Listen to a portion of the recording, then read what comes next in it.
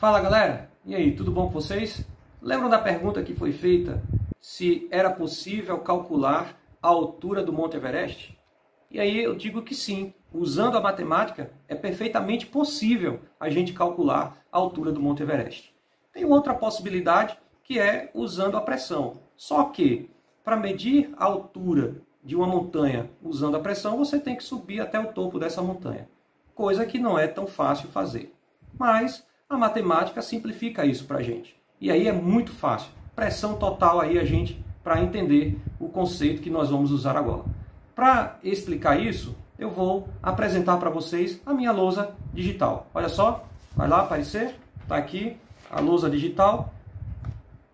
E para a gente falar dos conceitos que eu vou usar para medir a altura de uma montanha, é baseada no nosso triângulo retângulo. Triângulo retângulo conhecido de vocês, tem aqui representado o ângulo de 90 graus. Um ângulo conhecido, e a partir desse ângulo conhecido nós temos o lado adjacente, o lado que nós chamamos de cateto adjacente, e oposto a ele, a este ângulo conhecido, nós chamamos de cateto oposto. Opondo-se ao ângulo de 90 graus, nós temos a conhecida hipotenusa. Nós podemos usar três relações trigonométricas. Mas para essa aula de hoje, eu quero que vocês observem esta daqui, a tangente do ângulo conhecido, que é o cateto oposto dividido pelo cateto adjacente. É ela que nós vamos usar para calcular a altura de uma montanha. Então, observa aqui no desenho, olha, nós temos aqui uma montanha representada e o objetivo é calcular essa altura. Comparando com o nosso triângulo retângulo, a altura da montanha, então, seria o cateto oposto.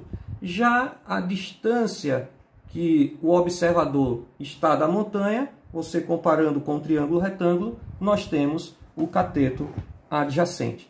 Mas aí você pode ficar perguntando, como é possível calcular essa altura? Então, o primeiro ponto, o observador olha para o topo da montanha, vai verificar aí o ângulo, por exemplo, o ângulo de 70 graus. Ele se afasta, uma distância conhecida de 100 metros, fica numa nova posição, e aí a gente supõe que essa nova posição, observando o topo da montanha, ele encontra aí um ângulo de 45 graus.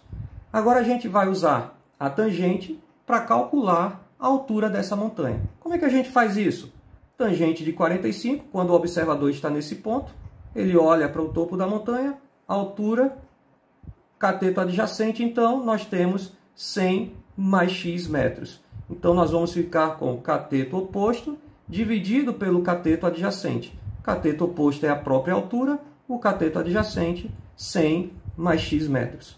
Já nesse ponto aqui de observação, ele olha para o topo da montanha e tem um ângulo de 70 graus. Agora nós estamos calculando a tangente de 70 graus. A tangente de 70 graus, que é a altura da montanha pela distância que se encontra o observador. Neste caso a gente não sabe porque vai até o centro da montanha e aí não fica possível fazer este cálculo. Mas a gente vai chamar de x. X por ser uma medida desconhecida. Aí agora a gente vai consultar a tabela trigonométrica para saber quanto que vale a tangente de 45 graus, e lá na tabela trigonométrica você vai ver que vale 1.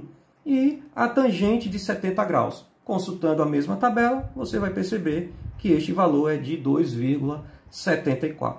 Fazendo aí uma organização nas nossas equações, a gente percebe que trazendo esse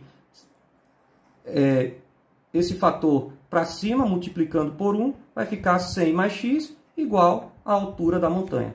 Já observando esta equação aqui, nós temos o x dividindo, passa para o outro lado, multiplicando 2,74x é igual à altura.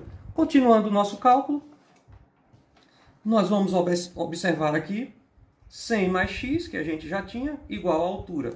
E x é igual à altura dividido por 2,74.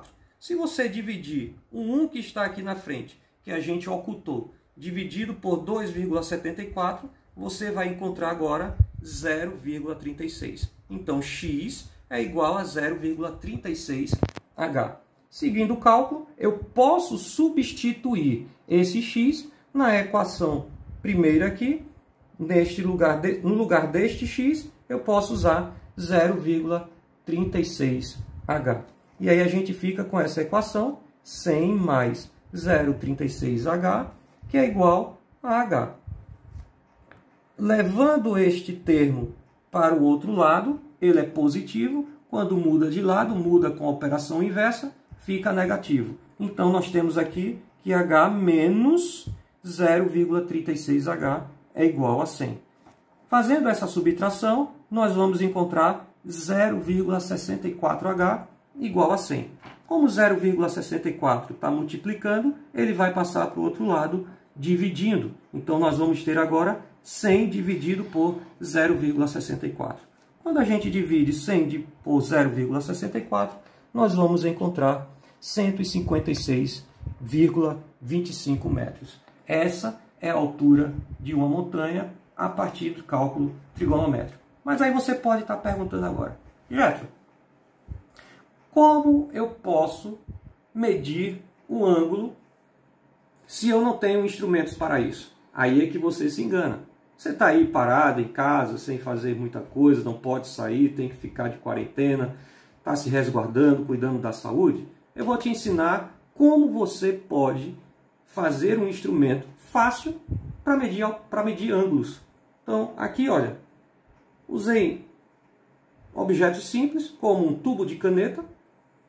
Você pode imprimir um transferidor, caso você não tenha um barbante, uma corda, uma cordinha, e algo para fazer um peso, porque a gente vai precisar desse pêndulo.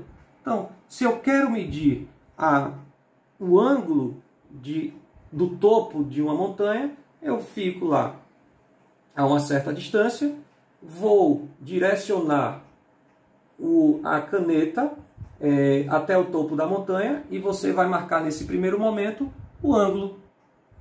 Depois eu me afasto dessa montanha e aí a gente vai ter uma outra inclinação. Você vai observar através da caneta e aí você vai ter um novo ângulo.